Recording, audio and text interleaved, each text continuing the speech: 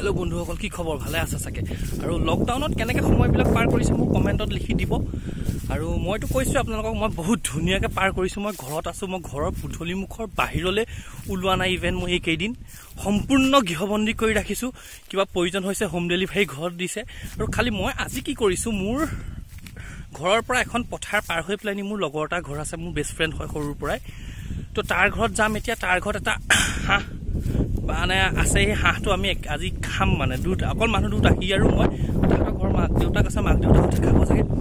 আৰু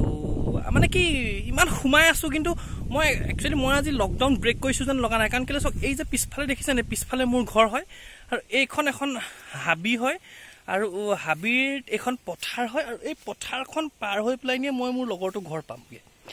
তো তাতে আমি ৰান্ধিম খাম আৰু কেনেকৈ ৰান্ধো হে গুটেখিনি দেখাম আৰু এটা বহুত বঢ়িয়া হাঁহ মাংসৰ ৰেচিপি দেখাম আপোনালোকক যে কিমান সহজে আপোনাৰ ঘৰতে থাকি কিমান টেষ্টি বনাব পাৰে মানে তো বলক ভিডিওটো শেষলৈকে চাই থাকিব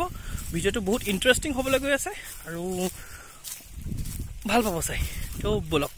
একেলগে যাওঁ আৰু মই একচুৱেলি ভিডিওটো বনাম বুলি ভবা নাছিলো সেইকাৰণে অকল মোবাইলটো লৈ আহিলো আৰু কেমেৰা চেমেৰা একো অনা নাই মোৰ কাৰণ ভিডিও বনোৱা কোনো হেৰি নাছিলে কিন্তু পটককৈ মই আমাৰ ঘৰ পাৰ হৈ আহি পেলাই এটা জান পাই জানটো পাৰ হওঁতে মই ডিচিশ্যনটো ল'লোঁ যে মই ভিডিওটো বনাম আৰু বেগটো দেখিছে বেগটো দেখি ভাবিছে বেগত কি আছে বেগত একো নাই এটা পানী বটল আছে মানে গৰম পানী আৰু মোক কি বয়া মাইকডাল লৈ আহিব কৈছিলে কেলে নাজানো বয়া মাইকডাল লৈ আহিছোঁ বাছ আছে মই অলৰেডি পালোহিয়ে তো চাই থাকক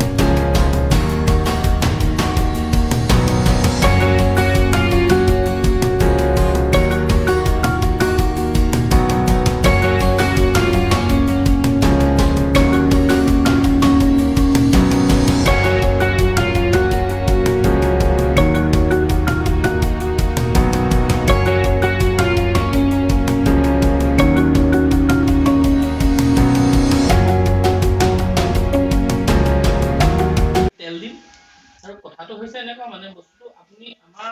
হাঁহ মাংসটো গাঁৱলীয়া ষ্টাইলত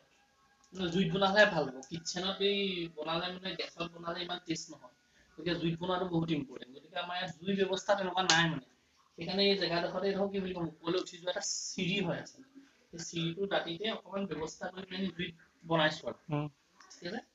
তো তেলটো গৰম হ'বলৈ আমি অকণমান সময় ৰম আমি তেলটো গৰম হোৱাৰ পিছত কেইটামান গোটা জিৰা দি দিব কিন্তু আজি কি হ'ল হঠাৎ প্ৰগ্ৰামটো হ'ল কাৰণে আমাৰ গোটা জিৰাও নাই কিন্তু মই আজি গোটা জিৰা নিদিয়াকৈ বনাম তো তেলটো গৰম হ'লে কি কৰিম আমি পিঁয়াজখিনি দি দিম প্ৰথম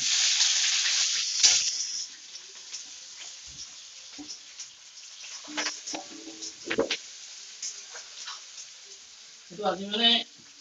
এই ভিলেজ ফুড হৈছে আৰু কেমেৰামেন দীপ্ত হাজৰিকা হা তো কেমেৰামেন দীপ্ত হাজৰিকা সেই উৎপলজ্যোতি অকণমান উৎপলনি দেখাবলৈ অনুৰোধ জনাইছে এইটো তেলত দিয়াৰ পিছত কেনেকুৱা হৈ আছে পিঁয়াজটো ৰঙা হৈ যোৱাৰ পিছত মই ইয়াত কি কৰিম আদা নহৰুখিনি দিম পিঁয়াজটো খালি ৰঙা হৈ ল'ব লাগে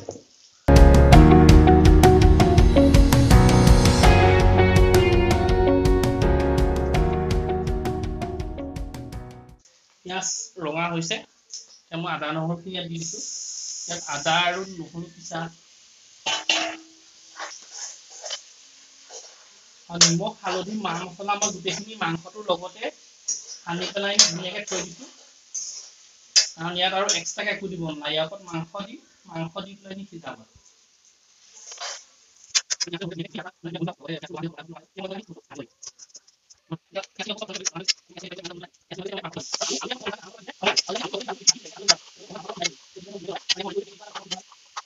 সেইখিনি লৰাই পেলাই ধুনীয়াকৈ লৰাই অলপ সময় কাৰণে ঢাকি দিব জুইকুৰা খালি অকণমান কমত দি পেলাই আপুনি একদম কমেও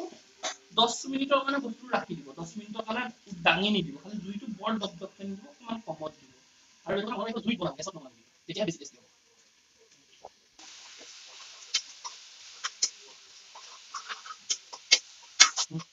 অকণমান ঢাকনটো উলমাই পেলাই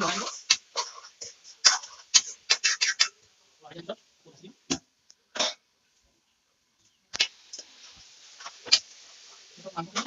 অলপ পিছাৰ এতিয়া মই নাম দিম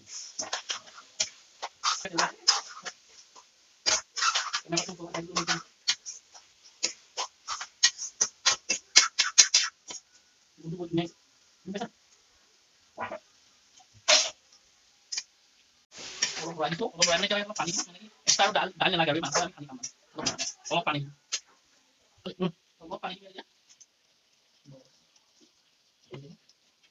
অলপ ডাঙৰকৈ দি অলপ সময় কাৰণে তাতে মাংসৰ তেলটো ওপৰলৈ উঠি আহে তেতিয়াই মাংসৰ তেলটো ওপৰলৈ উঠি আহিব যেতিয়া উঠি আহিব মাংসখিনি তেতিয়াহ'লে জুইটো আমি বঢ়াই দিম ঢাকি জুইকুৰা বঢ়াই দিম